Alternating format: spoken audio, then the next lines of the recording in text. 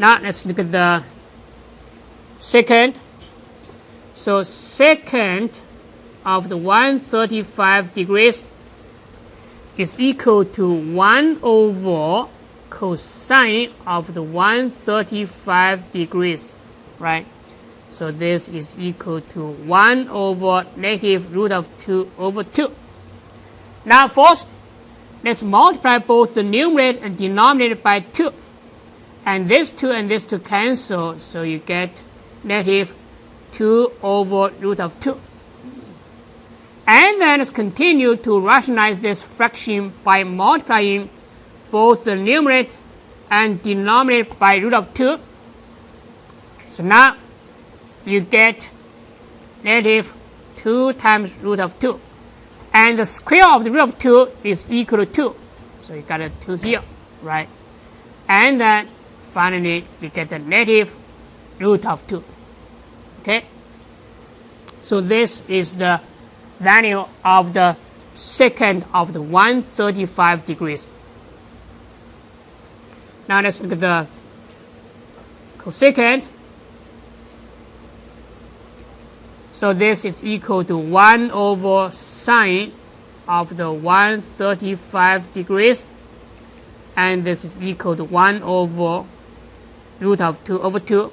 So similar to the sine of the secant of the 135 degrees, this is equal to positive root of 2. That's done. Now let's look at some other values of those 6 trigonometric functions. So let's go to the page 474 and let's first look at the problem 6.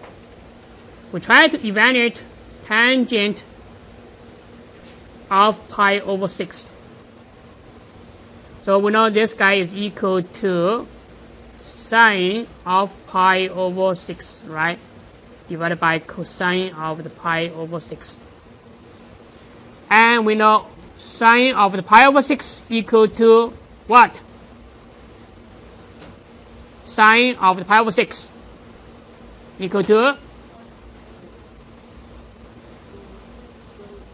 1/2 or the root of 3 over 2. Pi over 6 is the 30 degrees, right? So sine of the 30 degrees equal to 1/2, right? It's equal to 1/2. So this guy is equal to 1/2. If the sine of the pi over 6 is equal to 1/2, then we know cosine of the pi over 6 is equal to root of 3 over 2, right? So you have the root of 3 over 2 in the denominator. And then we multiply both the numerator and denominator by 2. So this 2 and this 2 cancel, and this 2 and this 2 cancel. Then you get 1 over root of 3. And then you rationalize this fraction. You get root of 3 over 3. Okay, so that means tangent of the 30 degrees is equal to root of 3 over 3. And this result you need to memorize. Okay, so it's a fundamental tangent value. Now let's look at the number 8. Let's look at the cotangent of the 2 pi over 3. So by the definition, this is equal to cosine of 2 pi over 3 divided by sine of 2 pi over 3, right?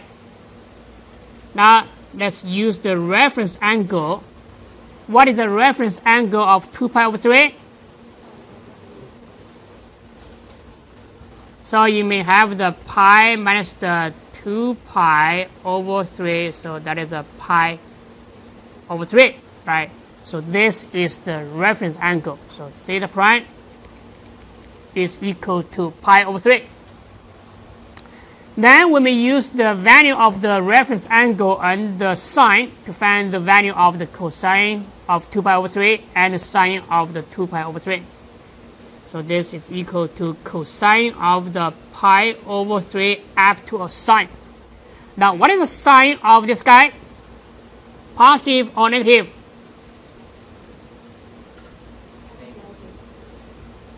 Negative, right? Because pi over 3 is in the quotient 2 because pi over 3 is bigger than half pi. Okay, 2 pi over 3 is bigger than half pi and less than the pi, right? So it is in the quotient 2. So the sine of the cosine of 2 pi over 3 is negative. Then for the denominator, this is equal to sine of pi over 3 up to a sine. What is the sine of 2 pi over 3? Positive, right? In the quotient 2, y value is positive. So this is positive. So now, let's get the value of cosine of pi over 3 and the sine of pi over 3. So this guy is equal to, what is the cosine of the pi over 3? Cosine of the pi over 3 equal to what? 1/2, right? This guy is equal to 1/2. So negative 1/2. So then definitely sine of the pi over 3 is equal to root of 3 over 2. Right? Then you multiply both the numerator and denominator by 2. Then you get negative 1 over root of 3. You rationalize it. Then you get negative root of 3 over 3. Now, let's look at the problem 10. Cotangent of 0. So cotangent of 0, this is equal to cosine of 0 divided by sine of 0. What is the sine of 0? Equal to what? 1 or 0? Sine of 0, 0, right, is equal to 0. So that means actually this should be, if you can write, you can write this as the 1 over 0. But we know this is undefined, right? The denominator cannot be equal to 0. So actually you may just write cotangent of 0 is undefined. Is not a real number. Okay. Now let's look at the problem 16. Let's look at the cosecant of pi over 6. So by definition, this is equal to 1 over sine of pi over 6, right? And sine of pi over 6 is equal to 1/2, right? So then you get 2, right? Okay, one more. Let's look at the 46. Okay, we have to see a lot of examples about this new defined trigonometric functions so that we can get used to them.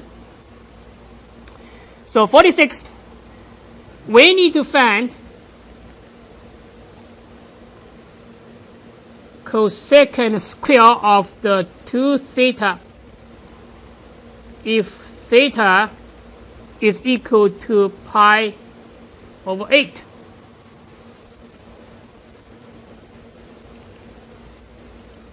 So theta is equal to pi over 8, then 2 theta is equal to 2 times pi over 8, so that is equal to pi over 4, right? Then cosecant square of the pi over 4, and this is equal to 1 over sine square of the pi over 4, because cosecant theta is equal to 1 over the sine theta, right?